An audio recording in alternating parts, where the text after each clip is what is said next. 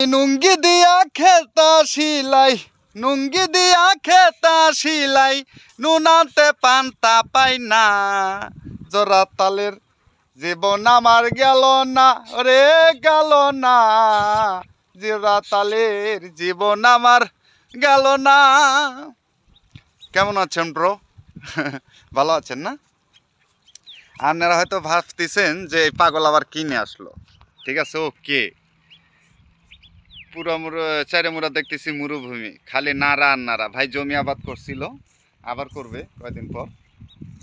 তো ঘটনা হইলো, আমি আপনাদের মাঝে এই যে ক্ষেত দিয়ে হাঁটতাছি। আবার হয়তো ভাবতেছেন যে ভাই আপনি কি করেন ক্ষেতের ভিতরে। শুনেন, ছোট্ট একবারে সামান্য পরিমাণ আমার একটা হাঁসের ফার্ম আছে। হাঁসগুলো বড় হয়ে গেছে ইনশাল্লাহ।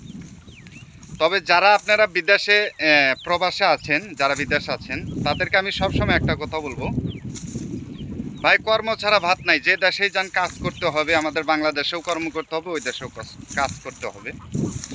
তবে যারা ক্ষুদ্র পরিবার আছেন, আমি চাইবো যে বেশিরভাগ প্রবাসেতে না গিয়ে,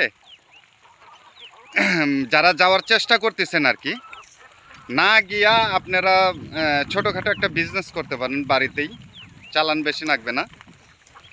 আর যারা গেছেন তারা তো অলরেডি কষ্ট করতেছেন। এই যে আমার হাঁসের ফার্ম,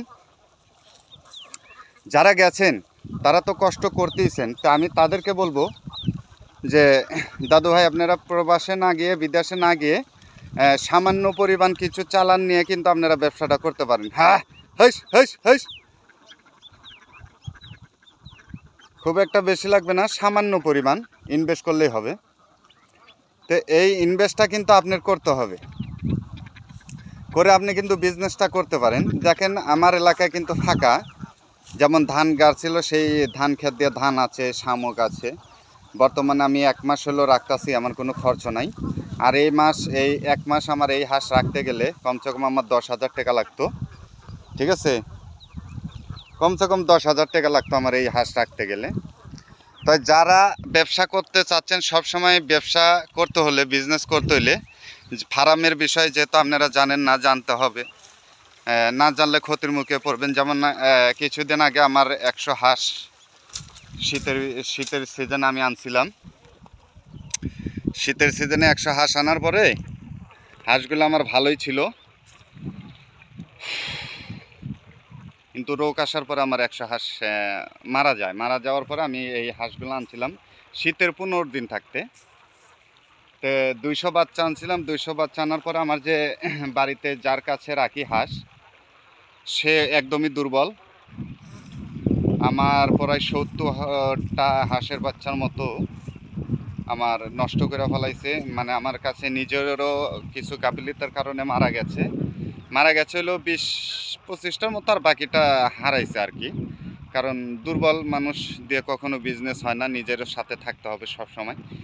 মানুষের আশা করে থাকলে হবে না। তবে যারা বিজনেস করতে চান অবশ্যই বিজনেস করবেন।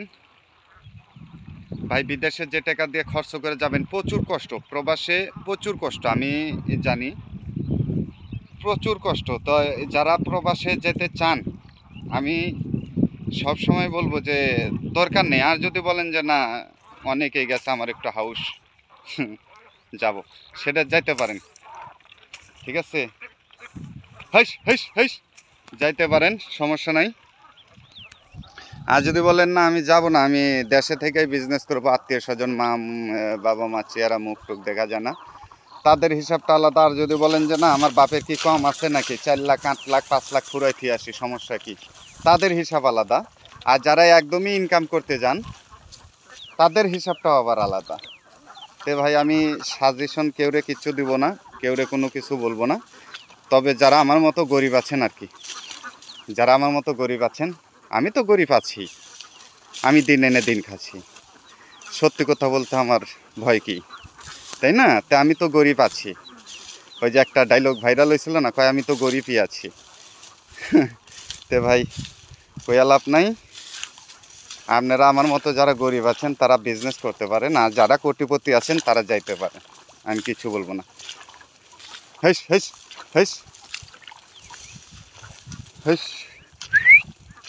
আমার হাঁসের খাওয়া হয়ে গেছে। যদি ছোট খেরের ভিতরে আমি যাই দেখাবো আপনাদেরকে, কিন্তু সবসময় মনে রাখবেন চিপা চাপার ভিতরে কিন্তু হাঁস থাকে, তাদেরকে খুঁজে বাই করার দায়িত্ব আপনার। কেননা তারা তো চিল্লাবেই, সিঙ্গেল যখন পড়বে দলের হাঁস তখন চিল্লাচিল্লি করব। তবে বেশিরভাগ চেষ্টা করবেন খুঁজে বাই করার জন্য। কত সময় তারা খাওয়ার সময়তে কথা বলতে পারে না, ঠিক আছে? হেস হেস হেস। এখন নিয়ে যে আমার বাড়িতে যে পুষ্কুনি আছে, পুকুর, যেটা গ্রাম এলাকার ভাষা বলা হয় পুকুর, ঢাকা শহরের ভাষায় বলা হয় পুষ্কুনি, তে দোয়া রাখবেন আমি তার ভিতরে নেমে দেবো। ভালো থাকবেন, সুস্থ থাকবেন, পরিবারের খেয়াল রাখবেন। বস এই যে আই লাভ ইউ। এই যে আমার টাকা হাঁটতেছে, টাকা যখন ডিম দেবে তখনও দেখাবো আপনাদেরকে। ও প্লিজ কাম ইন ইয়ার সাদা সাদা ডিম। ভালো থাকবেন সবাই।